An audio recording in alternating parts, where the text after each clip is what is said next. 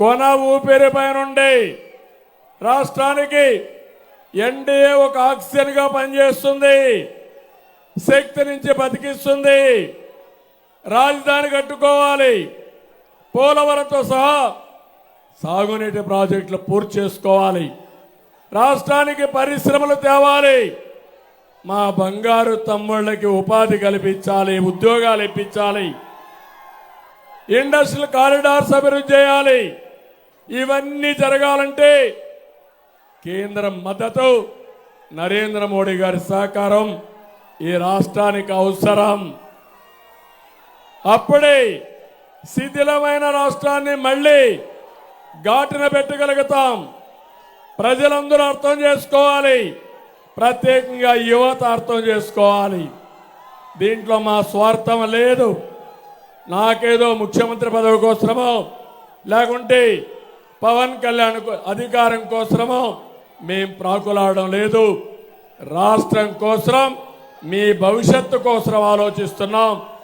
ఆశీర్వదించమని మరొక్కసారి మిమ్మల్ని అందరినీ కోరుతున్నానని చెప్పి కూడా నేను మీకు తెలియజేస్తున్నా. నేను ఒక విషయం మీ అందరినీ కోరుతున్నా. ప్రతి ఇల్లు, ప్రతి పౌరుడు ఆలోచించాలి.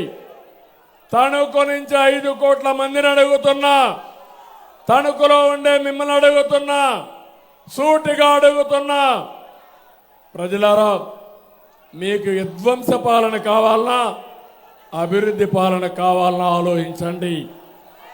సంక్షేమ పాలన కావాలన్నా సంక్షోభ పాలన కావాలన్నా ఆలోచించండి.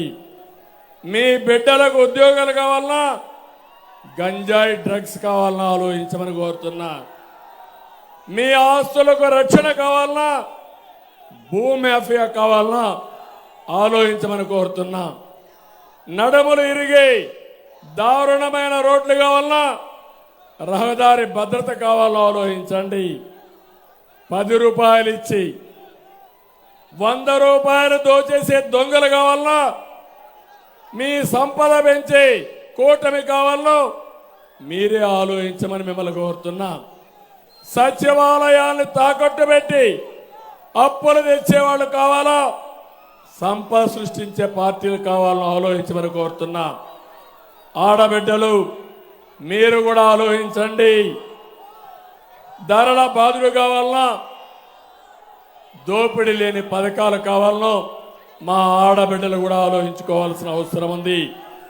ఇక్కడే మందు బాబులు ఉన్నారు, వాళ్ళకు కూడా విజ్ఞప్తి చేస్తున్నా.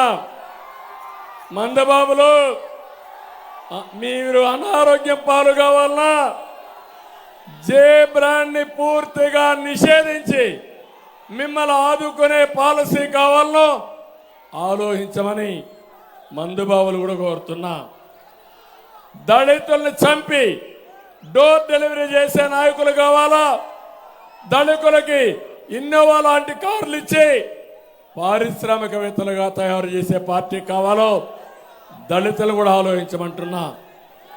ప్రతి ఇంట్లో చర్చ జరగాలి, ప్రతి షాప్లో చర్చ జరగాలి.